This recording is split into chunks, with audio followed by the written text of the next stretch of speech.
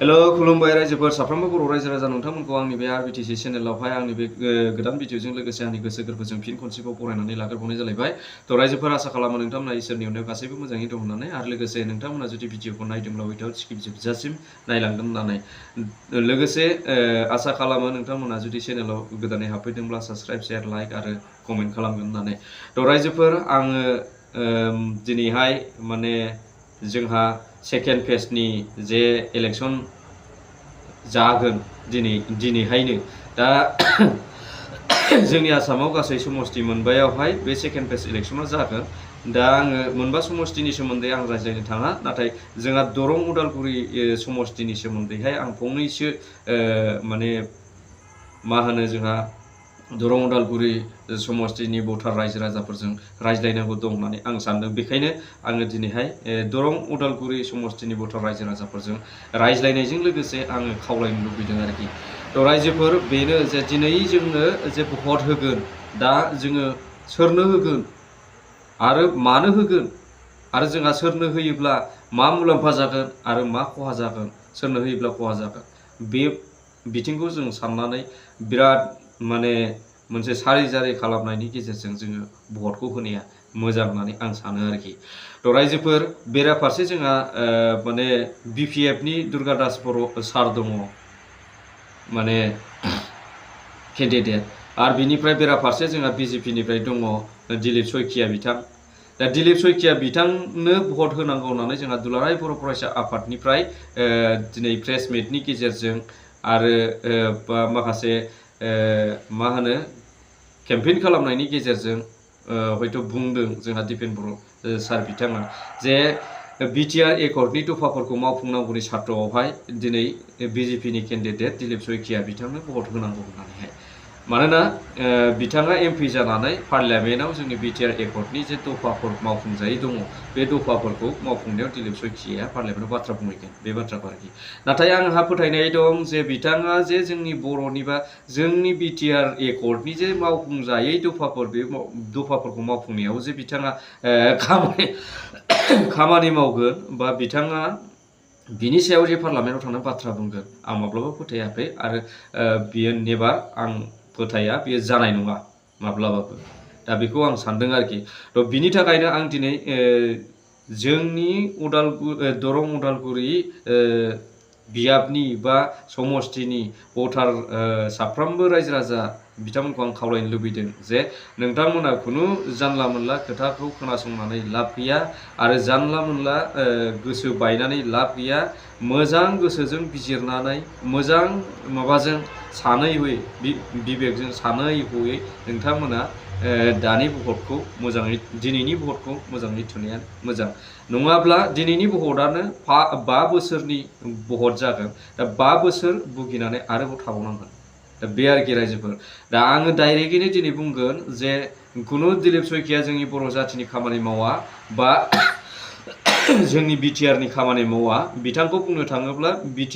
बिथाङा सासे anti BTR होननानै बुंनो हायो। बिटिआरनि एगेन्स्टसो बिथाङा,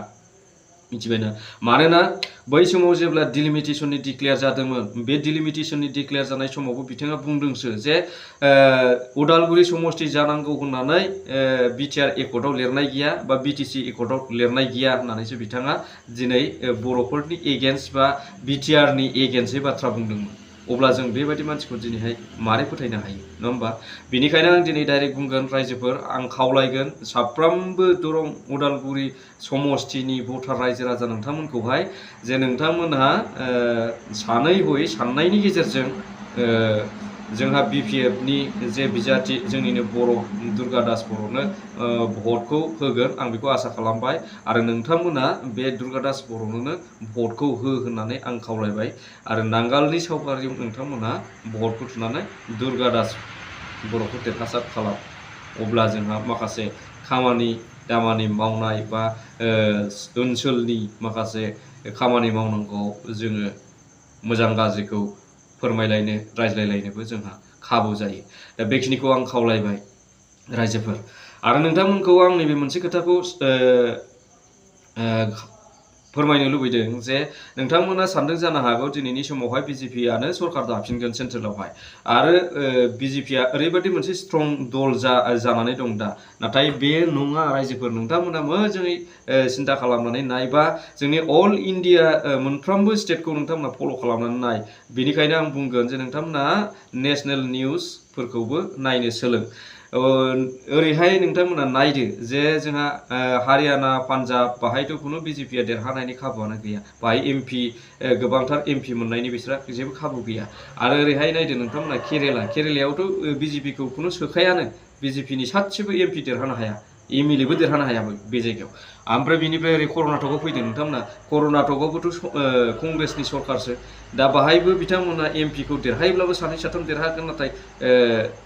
बुरजा मेजरिटि लानानै बिथांमोना जेबो देरहानो हानायनि खाबुआनो गैया आरो ओरैहाय नायदो नोंथांमोना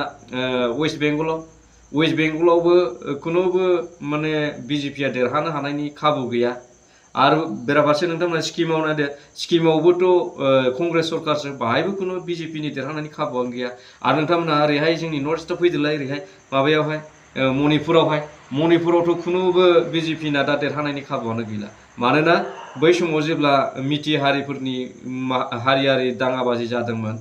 गावथारलायनाय बुथारलायनाय दानथारलायनाय जादोंमोन बे समावहाय सेन्ट्रेल गभर्नमेन्टनिफ्राय बा बिजेपि सरकारनिफ्राय सासेबो दैदेनगिरि बा मिनिस्टारफ्रा बिसोरखौ नायनो फैयाखै दा बे हिसाबैनो बिथांमोना रागा जोंनानै दिनैनि समावहाय बिजेपिनो भट होआ दा दाख्लै फार्स्ट फेजनि जोंहा जेब्ला इलेक्सन जादोंमोन बे समाव गुलि गावलायनाय जाथाय जानाया बेनो आरोखि रायजोफोर थ' बेनो रायजोफोर आं नोंथांमोनखौ खावलायबाय जे नोंथांमोना दिनैनि भटआव सानै हयै साननानै नोंथांमोना दुर्गा दास बर'नो नांगाলি সাগরে ভোটটো हो बेखौ आं खावलायबाय ত' ৰাইজসকল আজিৰ দিনৰ আমাৰ অসমতো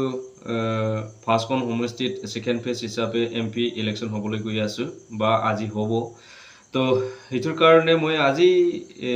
ফাৰ্ষ্টখন সমষ্টিৰ কথা নকওঁ কিন্তু আমি দৰং ওদালগুৰি সমষ্টিৰ কাৰণেহে কিছুমান কথা ক'ব লগা আছে বুলি মই ভাবিছোঁ বা দৰং ওদালগুৰি সমষ্টিৰ যে আমাৰ ভোটাৰ ৰাইজসকল তেখেতক কিছুমান অনুৰোধ কৰিব লগা আছে বুলি মই এইটো ভাবি পেলাইহে কিছুমান কথা ক'ব বিচাৰিছোঁ যে আমাৰ দৰং ওদালগুৰি সমষ্টিৰ ভোটাৰ ৰাইজসকল আপোনালোকে আজি ভোট দিব বা আজি ভোট দিমে বা আপোনালোকে ভোটদান দিব কিন্তু আজি খাক দিব ভোটখন আপোনালোকে খাক দিলে লাভ হ'ব বা খাক দিলে লছ হ'ব মেইন কথা সেইটোহে ভাবিব লগা কিন্তু আপোনালোকে সেইটো ভাবি পেলাইহে ভোটখন দিব সেইটো ভাবি পেলাইহে আপোনালোকে ভোটটো খাক দিব লাগে ঠাক দিবা কিন্তু তাৰ আগত নাভাবাকৈ বা কোনো এটা চিন্তা নকৰাকৈ যদি আপুনি আগত নিচিনা যদি ভুলত ভোট দিয়ে বা ভুলত জিকাই দিয়ে তেতিয়াহ'লে আকৌ 5 বছৰৰ কাৰণে আপুনি পিছুৱাই থাকিব লগা হ'ব তাৰ কাৰণে মই আজি অনুৰোধ কৰিব বিচাৰিছোঁ যে আপোনালোকে আজিৰ দিনত বিজেপিৰ কেণ্ডিডেট যে দিলীপ শইকীয়া ডাঙৰীয়াক ভোট দিব নালাগে আজি আমাৰ বিপিএফ দল হিচাপে বিপিএফ দলৰ পৰা এজন কেণ্ডিডেট আছে দুৰ্গা দাস ডাঙৰীয়া তাক ভোট দি পেলাই জয়যুক্ত কৰক কিহৰ কাৰণে মই সেইটো কৈছোঁ আপোনালোকে শুনক যে যোৱা বাৰত জিকাই যোৱাৰ পিছত যে দিলীপ শইকীয়া ডাঙৰীয়া আমাৰ দৰং ওদালগুৰি সমষ্টিৰ ভাৱে বা আমাৰ দৰং ওদালগুৰি সমষ্টিৰ ৰাইজৰ কাৰণে কি উন্নয়নৰ কাম কৰিলে বা কি উন্নয়নৰ কাম দিলে বা ৰাইজসকলক কি সা সুবিধা দিলে একোতো সা সুবিধা দিয়া নাই বা আমাৰ দিলীপ শইকীয়া ডাঙৰীয়াৰ পৰাতো আমাৰ ৰাইজসকল একো সা সুবিধা পোৱা নাই পাইছে জানো একোতো পোৱা নাই আজিৰ দিনত কোনেও ক'ব নোৱাৰে যে জিকা যাৱাৰ পিছত যে দিলীপ শইকীয়া ডাঙৰীয়া সেইটো কাম কৰিছে কোনেও ক'ব নোৱাৰে কোনেও দেখুৱাব নোৱাৰে তাৰ কাৰণে মই অনুৰোধ কৰিছোঁ আপোনালোকে চিন্তা চৰ্চা কৰি পেলাই ভোটখন ভালকৈ দিবা কিন্তু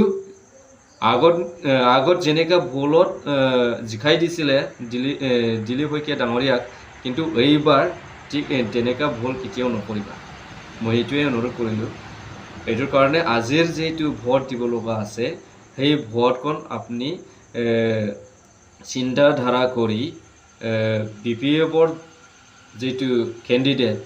दुर्गा दास बर' डाঙरियाक ভোট দিয়ক নংগালৰ হবিত ভোট দি পেলাই তাক জয়যুক্ত কৰি দিয়ক সেইটোৱে মই আপোনালোকক অনুৰোধ কৰিলোঁ তো ৰাইজোफोर आङो बेखिनिखौनो नोंथांमोनजों रायज्लायनो होननानै बा नोंथांमोनखौ खावलायनो होननानै बे भिडिअखौ खालामदोंमोन आं बेखिनियावनो भिडिअखौ दोनथ'बाय स' थेंक इउ फर वाचिं जय बर' हारि